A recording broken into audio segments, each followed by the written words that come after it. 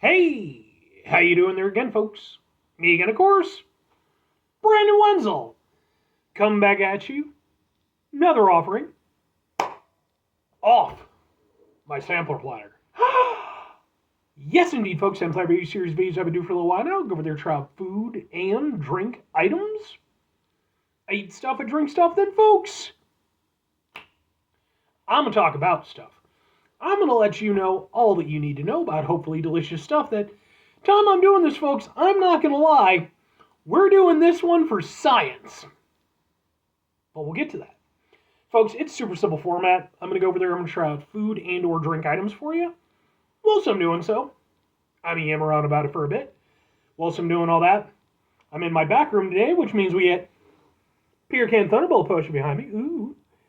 Whilst I'm doing all that, folks, I am doing something else. What is it? I'm wearing a super cool shirt. Folks, when I wear super cool shirts, I always like to highlight the super cool shirt. But what super cool shirt am I wearing for you today? Happens to be my Harp Twins shirt. I love this shirt. It's so cool. If you're unfamiliar with the Harp Twins, well, they're a pair of twins who go over there and they are classically trained harpists who, aside from going over there and creating their own beautiful original arrangements, also go over there and perform like really cool covers of like metal songs and pop songs and all kinds of stuff.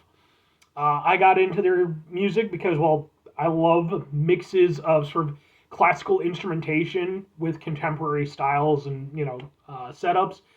And I love their stuff, man. I was just really, really entranced by everything they were doing. Just thought it was really cool. And I was fortunate enough where they actually ended up playing, not too far from where I live. And so I got to see them perform live. I actually went over there and got some videos of that performance. They are on my channel in case maybe you want to check them out.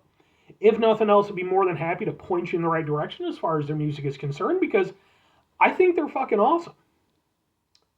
But anyway, what am I trying for you today, folks? What are we doing here? Why is it for science?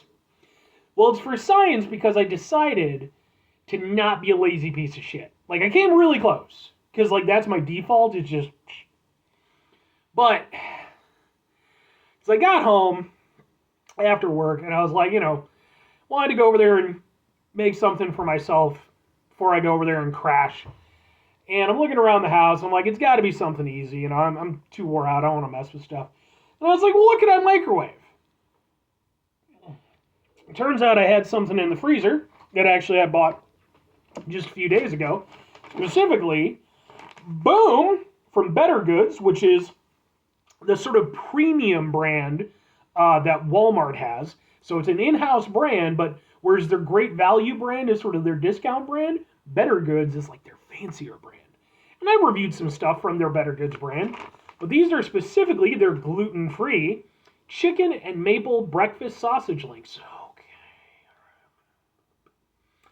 Fully cooked and made with pure maple syrup. Alright, man, made without preservatives, added hormones, blah, blah, blah, blah, blah. Now, the thing is, like I said, I was going to microwave these. Has heating instructions, has microwavable instructions. Go over there, take 4 of them, put them in for 2.5 minutes. Bob's your uncle. Bob's my uncle. But I also have other uncles. And they also had the heating instructions, and it's specifically for their skillet, for a skillet method, which is the preferred method. They're like, hey, take them, put them on for, like 7 to 9 minutes. And I figured, let's figure out which one is best. So, I'm going to be reviewing Boom! Both of them! We got these ones right here, these 5, which are the skillet ones, and these 4 up top, which are the microwave ones. Yeah, man! So let's get a thing for the thing here real quick.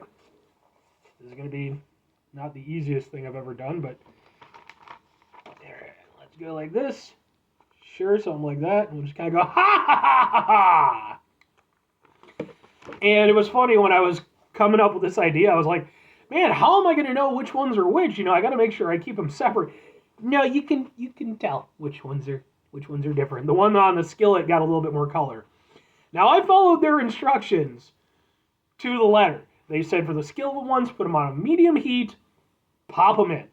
Didn't say add any butter or any oil or anything. So let's try out the skillet version. and we'll go from there.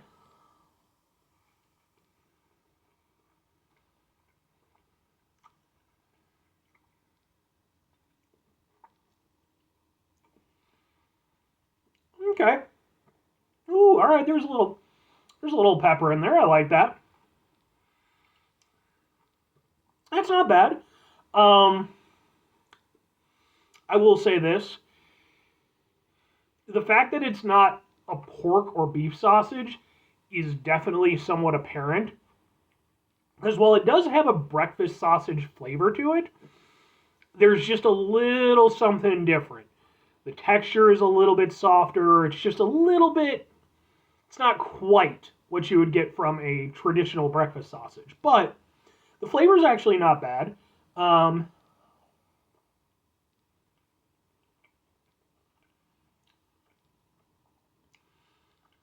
it's very much like a ground meat product, you know? It doesn't have that sausage casing. It doesn't really, but the flavor isn't bad. I wouldn't say it's like a chickeny flavor though. It is more of just kind of a meaty, somewhat, like you can tell they tried to season it as like a breakfast sausage. So like I said, you get a little bit of a pepperiness to it. And you do get a little bit of a maple flavor.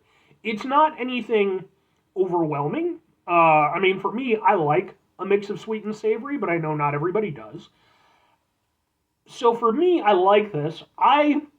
For me, when I get sausages, like let's say I get like a stack of pancakes and I get a side of sausage, I will go over there and take the maple syrup and pour it on the sausage. That's what I like. I like, this is obviously much less so in terms of that maple flavor, but there's a little sweetness to it.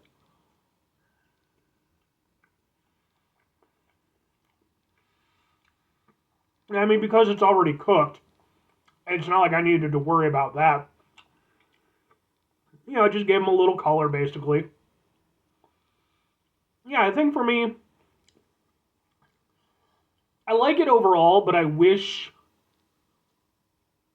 have preferred it if they used, again, like pork or beef. Because I think that would have given it an even stronger meaty flavor. But the seasoning is nice. And while I do wish there was a little bit more to the maple flavor, it's not bad. And it works within this capacity. But let's try the microwave version. Now, one thing I will say, there's a microwave version. It shrank in the microwave. It's also denser.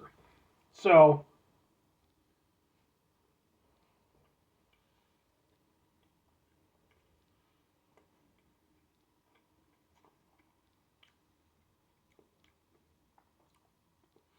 okay.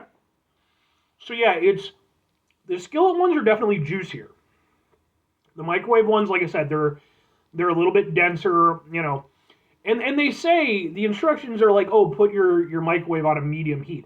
I don't know that I've ever run into a microwave that has like a heat setting. It just is whatever the fuck it is. So that's what I went with. I think if I were going to do these again in the microwave, I'd probably do them for slightly less time, like maybe 2 minutes instead of 2.5. Because yeah, you can definitely tell it overcooked it a little bit. That's definitely one advantage you have with the skillet version. You're actively watching it, so you can kind of be like, okay, what's going to work for you. The microwave, you pop it in, you hope for the best. Obviously, you can watch it a little bit, but okay. I mean, I'll say this: the microwave version, it doesn't affect the taste.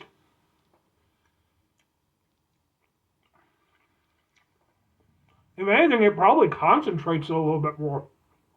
I would say you get maybe even a little bit more meaty flavor from the microwave version, but again, it feels a little bit overcooked. So,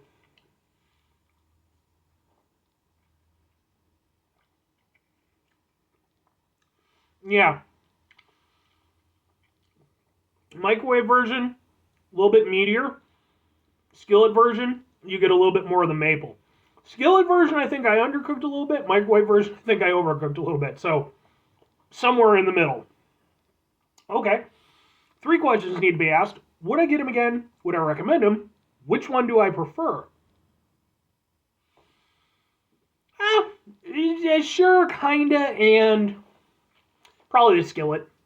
Not exactly a difficult win there, but obviously there is that lazy aspect when it comes to the microwave version. I mean, for one thing, it just takes less time.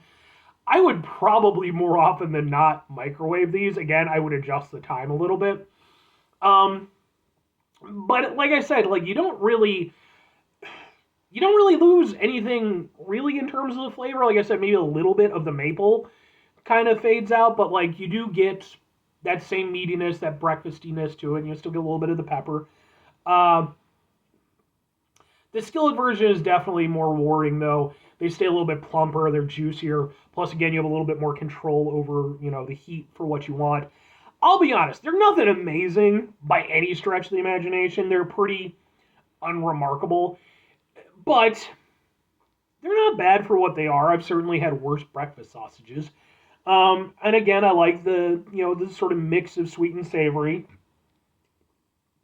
I could see myself maybe on occasion grabbing these.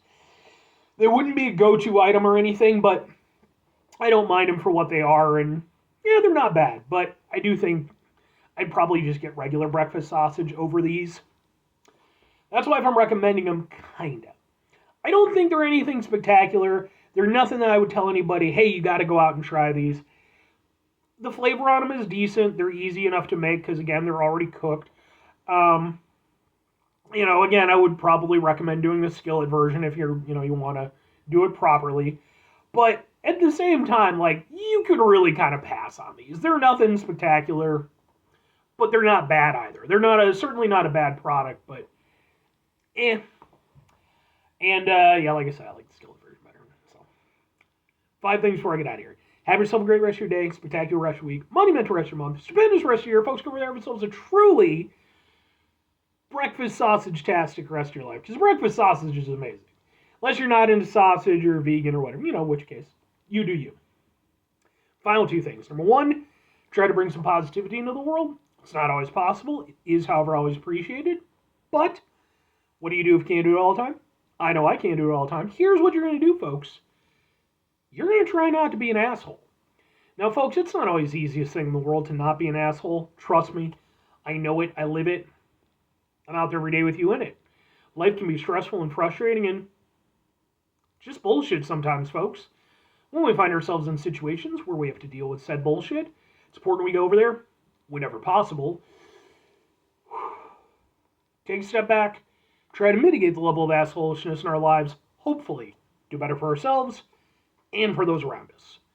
Very final thing, folks, do the thing. Whatever the thing is for you, that's what I want you to go out and do. Folks, let me know what's your preferred method of making sausage. I can't imagine too many people are going to say microwave. But again, there is just the ease factor, right? And like I said, if I were going to, I probably would. But yeah, or hey, if you have another preferred cooking method, let me know. Everybody does their own thing their own way. Anyway,